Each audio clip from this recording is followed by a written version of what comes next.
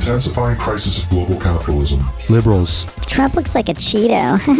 This meme criticizes liberal culture, especially mainstream or centrist liberals, for responding to serious structural problems with superficial critiques or symbolism such as mocking Trump's appearance, calling him a Cheeto for example, instead of challenging deeper systems of power and economic exploitation. In the background, there's a massive tornado that represents systemic issues. This could be climate catastrophe, wealth inequality, labor exploitation, imperialism, etc. These systemic issues threaten global stability. In the foreground, the clueless man, labeled as a liberal, mows his neatly fenced-in ideological lawn as he's captioned saying, "Trump looks like a Cheeto," while factually correct, fails to address the larger problem, which is behind the man and fast approaching. This is because liberalism prioritizes symbolic gestures and surface-level politics in order to uphold the economic systems driving global inequality and collapse. The fence itself symbolizes their ideological enclosure. They're safely within a media bubble or moral framework that rewards performative outrage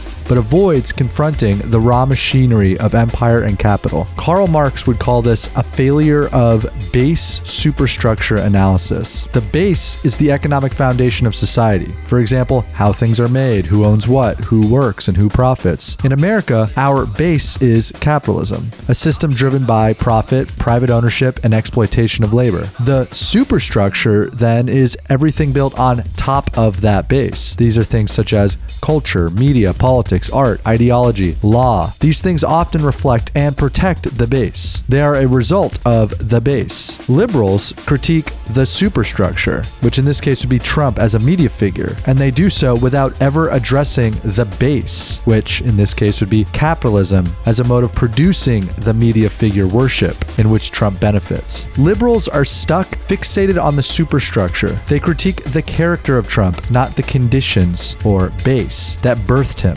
Liberals mistake aesthetic dissent for political power, and that mistake leaves the real engine of collapse, global capitalism, uninterrupted and unchallenged.